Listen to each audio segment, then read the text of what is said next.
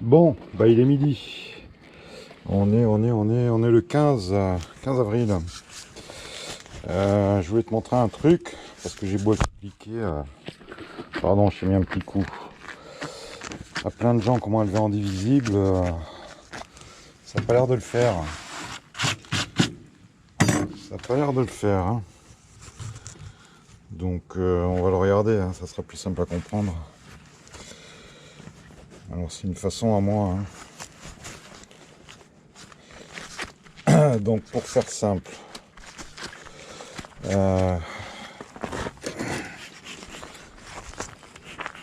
Pour élever, il n'y a pas 36 façons, soit on élève avec des orphelines, avec ou sans reine. Voilà, sans reine c'est orpheline, avec reine c'est pas orpheline. Orpheline, bah, soit tu fais un starter fermé, soit un starter ouvert, soit un plateau cloaque. En divisible, la méthode qu'on voit souvent, c'est la méthode des deux corps. Alors il y en a une par là. Par là, je crois que c'est Fred le Belge Coucou qui fait ça. Donc tu as deux os. Alors moi en l'occurrence je m'emmerde pas, c'est du 9 cadres, mais bon idéalement tu mets 10 cadres. Os 10 cadres. Avec une colonie dedans. Ta colonie elle va occuper cette partie là. Et après bah, tu peux mettre une grille à reine et faire du miel. Ça n'a pas trop de sens de travailler en divisible comme ça. Pour moi tu ne travailles pas en divisible, hein. Tu travailles sur un corps d'Adam qui est séparé en deux. Et voilà, alors, tu vas me dire pourquoi tu le fais. Ben, moi je le fais parce que je fais des essaims à partir de là. C'est-à-dire que je fais pondre la reine un peu partout. Quand j'ai besoin de faire un essaim sur 3-4 cadres, je récupère 2 couvains, un miel.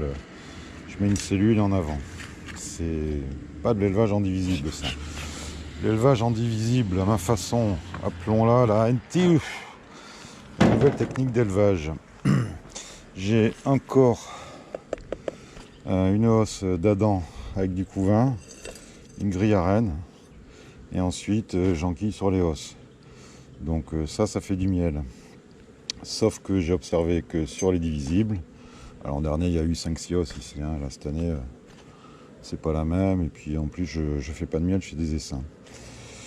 Néanmoins, quoi qu'il arrive, sur ta première hausse, donc je rappelle, 10 cadres ou 9 cadres avec du couvain, une grille à reine, donc la reine ne peut pas monter pondre, mais il subsiste que la colonie, elle va toujours avoir ces volumes-là. Ça va faire toujours une colonie d'abeilles, voilà, moi je suis en F1 Buckfast. En gros, ça occupe ce volume-là. Hein. Tu as le premier cadre de rive avec du miel, le deuxième avec du miel. Là, vu qu'elle ne peut pas monter, pondre sur cette partie-là, ben, elle va pondre à bloc sur les 10 cadres. En saison, on est sur 10 cadres de hausse d'Adam. Le miel est au-dessus, sauf que la première hausse, comme je dis à plein de gens plein de fois, tu vas avoir le premier avec du miel, le deuxième un petit peu, et puis tu vas avoir toute cette surface-là qui est inoccupée. Ta première hausse, en fait, n'est jamais remplie de miel, à la différence d'un corps d'Adam ou d'une Langstro ou de ce que tu veux. Tu n'as jamais 100% de miel ici, on va regarder.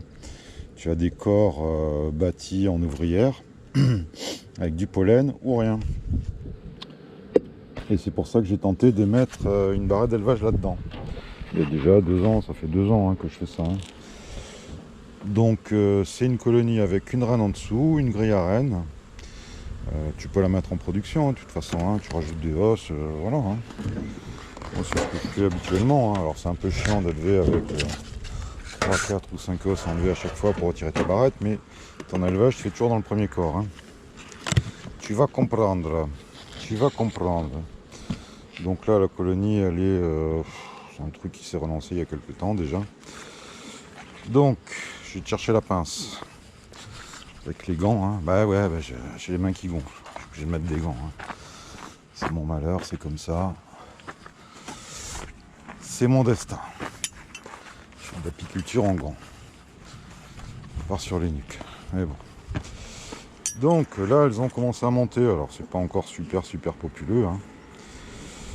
Comme tu vois, sur les cadres de rive, on a bien du miel. Enfin, du nectar, mais ça deviendra du miel.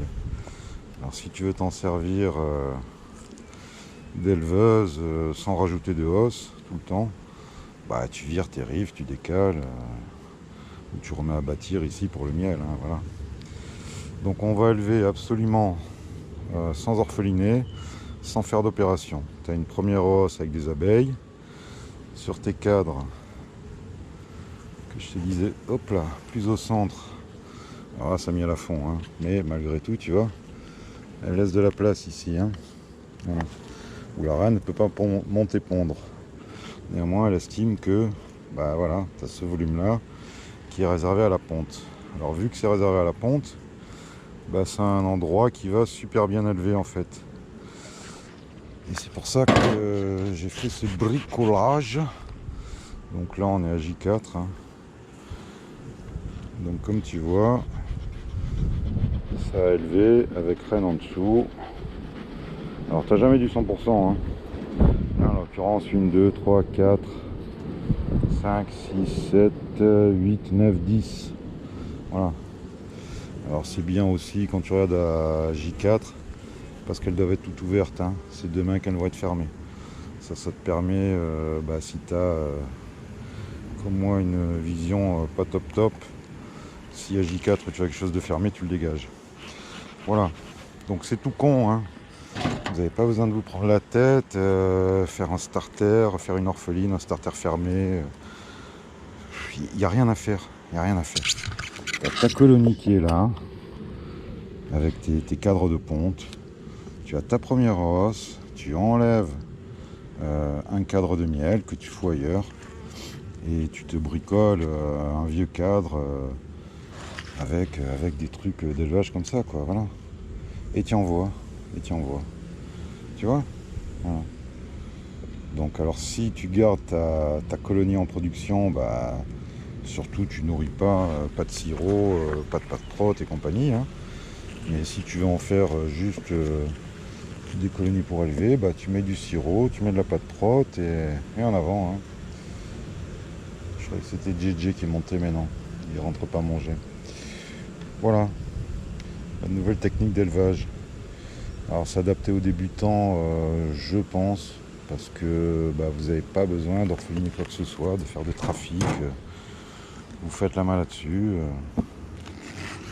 Tu n'auras jamais du 100%, hein, je te le dis, cherche pas en même temps. Tu as 15 barrettes sur une barrette d'élevage. Il y a d'autres petits secrets, hein, quand même, hein, mais si tu fais ça, ça marchera, hein. Voilà. Après, il ne faut pas massacrer les larves. Il faut que ta colonie soit assez forte. Là, en l'occurrence, ça rentre du miel à gogo, donc voilà, mais c'est adapté aux débutants, mais pourquoi pas aux pros aussi, hein. Fred, beaucoup. T'en as, je sais pas moi, hein, 6, 7, 8 sur ton rocher d'élevage, voilà, pas besoin de faire d'éleveuse, pas besoin de... Et la qualité est bien, hein. La qualité est bien. Voilà, parce que tu as une reine en dessous, donc ça va être moins propice à l'élevage qu'une orpheline. Une orpheline, ça va être un élevage d'urgence, hein. Ah, elles n'ont pas le choix, tu peux leur mettre des grosses larves, n'importe quoi. Ça va prendre, c'est peut-être pour ça que j'ai jamais eu 100% aussi, hein, parce que je suis pas le greffeur fou, hein. Je suis pas un éleveur, hein, je fais mes rennes, mais voilà. Donc voilà, la NTE, on va l'appeler comme ça, nouvelle technique d'élevage. Mais rien de dur, hein, rien de dur vraiment, hein. C'est la base, quoi, hein. Et alors, qu'est-ce que je peux te dire d'autre? C'est tout, hein, sur cette façon. Putain, plus simple, il n'y a pas, quoi, hein, les gars. Il n'y a pas, quoi, hein. Alors je laisse les fonds fermés pour aider à chauffer, hein. On n'est jamais qu'en avril, et puis ça va un peu rafraîchir la semaine prochaine. Moi j'ai remarqué quand même l'an dernier que quand tu as 2 hausses, ça marche mieux, tu as plus d'abeilles, hein, voilà. Et là, bon, à partir d'une hausse, ça fait la blague, hein, voilà. Donc tu les sors à J5, J10 tu mets un bouboudi, tu les récupères à J11. Surveille quand même, je te dis qu'à J4 elles ne soient pas fermées. Parce que si elles sont fermées à J4, ça veut dire qu'en fait elles doivent être fermées à J5. Ça veut dire que tu as greffé trop gros, quoi, hein. Ça m'arrive, hein. Oh là là, ça m'arrive, hein. Des fois des reines qui naissent en couveuse, hein. Mais bon, à J11, alors qu'elles doivent naître à J12. Voilà, c'est un peu c'est un peu technique pour certains, pour d'autres, ça va être super simple. Mais quoi qu'il, vous êtes débutant, vous voulez pas faire de starter fermé, ouvert, de cloaque, de déplacer un corps. Alors on peut orpheliner cette partie-là, faire monter beaucoup d'abeilles, la déplacer, enfin déplacer la partie avec la reine, garder l'emplacement, faire un starter, puis réunir après. C'est se compliquer la vie. Hein. C'est se compliquer la vie. Voilà. Je suis pas curé, j'ai pas envie de me compliquer la vie comme Brother Adam. Brother Adam. Voilà, bah teste. Hein. Tu testes et tu me diras. Voilà. Alors si tu n'as jamais greffé et que ça marche pas, c'est peut-être parce que tu n'as pas le petit coup de patte aussi. Hein. Mais si tu arrives déjà à greffer et que tu n'as pas envie de t'emmerder à chaque fois de faire des starters, des éleveuses, des trucs, voilà. Hein. Et les pros, bah, tu t'en enquilles 10, voilà, tu te fais sans cellules. Alors il y a un gros avantage, c'est que ta colonie elle tourne, quoi, tu vois. Tu te fais les cellules dont tu as besoin, tu as fini, bah, tu t'en occupes plus. Hein. Pas besoin de s'en occuper de ça. Hein. Voilà. Tu mets quand tu as besoin, tu enlèves quand tu as besoin. Alors ouais, les laisse pas naître dedans. Hein. Après, est-ce que J10, la colonie elle sent pas un peu qu'il y a beaucoup de reines qui vont naître, et est-ce que ça pousserait pas un petit peu les sémages? J'en sais rien, je l'ai pas noté. Je peux pas te dire que ça t'arrivera pas. Hein. Si tu peux les retirer à J5, fais bien, tu fais des essaims. Sinon, bah, tu fais comme moi, bigoudi à J10 et tu les vires à J11. Et puis voilà. Hein. Elle n'est pas belle la vie. Regarde. On n'est pas là pour s'emmerder. On n'est pas des Allemands. Hein. Allez, bah voilà. Essaye, puis tu me dis. Hein. Mais rien de plus facile. Hein. Faut que tu aies déjà une colonie indivisible. Crie à Rennes en vent. Allez, raconte-moi ça.